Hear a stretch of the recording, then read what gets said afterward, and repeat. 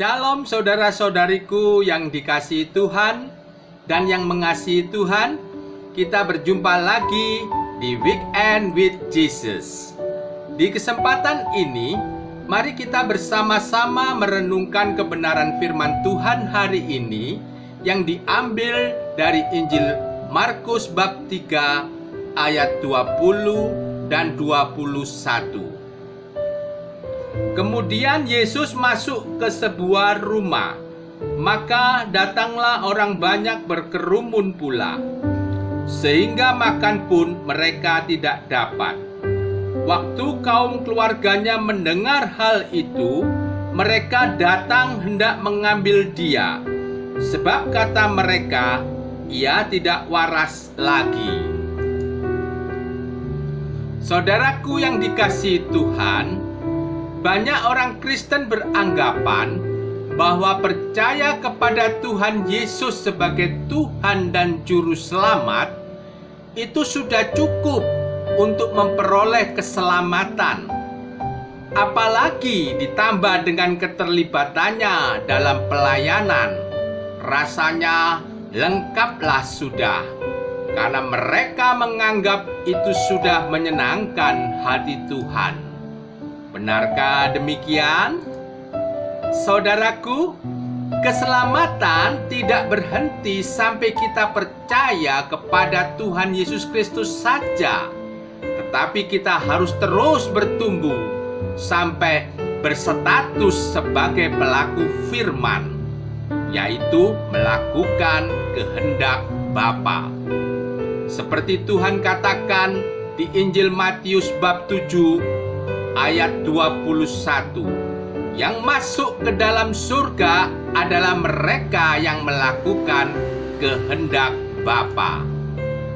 Melakukan kehendak Bapa di sini maknanya adalah menanggapi atau meresponi kasih karunia keselamatan yang diberikan Bapa kepada kita orang berdosa. Lalu seperti apa kehendak Bapa itu?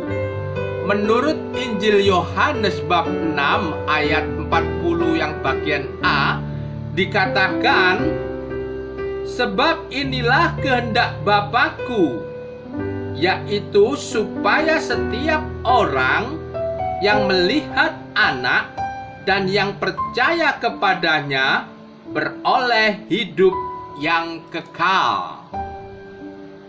Yang dimaksud percaya di sini adalah ia harus belajar atau menjadi murid, melakukan kehendak Tuhan Yesus secara mutlak, dengan segenap hati, segenap jiwa, dan melakukan segala sesuatunya sesuai dengan pikiran dan perasaan Tuhan. Injil hari ini mengisahkan bagaimana Tuhan Yesus memperagakan atau memberikan teladan kepada murid-muridnya untuk melakukan kehendak Bapa. Seperti biasanya ketika Yesus ada di suatu tempat, banyak orang yang berkerumun mencari Dia. Begitu banyak orang, sampai-sampai Yesus dan para muridnya tak sempat makan. Mereka berharap mendapatkan pengajaran, kesembuhan, dan pertolongan dari Tuhan. Begitu banyak orang yang mencari Yesus. Ada yang sakit, ada yang kerasukan setan, dan lain sebagainya. Mereka terus berdatangan tanpa henti. Walaupun demikian, Tuhan Yesus dan para muridnya tetap bersabar dan setia melayani mereka. Dan kesetiaannya melayani ini membuahkan keselamatan bagi manusia. Waktu kaum keluarganya mendengar hal itu, mereka datang hendak mengambil dia, sebab kata mereka, ia tidak waras lagi. Siapakah mereka yang mengatakan ia tidak waras lagi?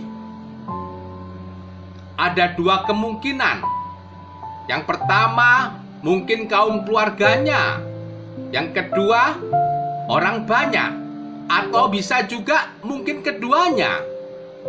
Tetapi yang pasti mereka adalah orang-orang yang belum bisa melihat atau mendengar, belum bisa mempercayai dan mengikuti Yesus Kristus. Orang-orang seperti ini, hati nuraninya bertumbuh dan berkembang hanya dari hikmat manusia, sehingga perkara rohani tidak bisa dipahaminya, sebab hal itu baginya adalah suatu kebodohan. Dengan demikian, untuk menjadi murid Kristus yang sejati, tidak bisa hanya mengenal Yesus dari sisi luarnya saja atau sisi kemanusiaannya saja, melainkan harus mengenalnya melalui suatu pengalaman hidup, melalui perjumpaan pribadi dengan Tuhan Yesus sendiri. Biarkanlah Kristus hidup di dalam hati kita. Biarkanlah Ia mengubah hati kita. Dengan demikian, kita akan tahu bahwa Yesus datang ke dunia ini memberi arti dan makna kehidupan, serta memberi harapan akan keselamatan yang abadi. Saya Felix Herman Mahendra, pengajar SEP Santo Yohanes Penginjil Surabaya, mengucapkan selamat berakhir pekan, selamat menikmati kebersamaan dengan keluarga, dan jangan lupa saksikan terus Weekend with Jesus setiap hari Sabtu. Tuhan Yesus memberkati.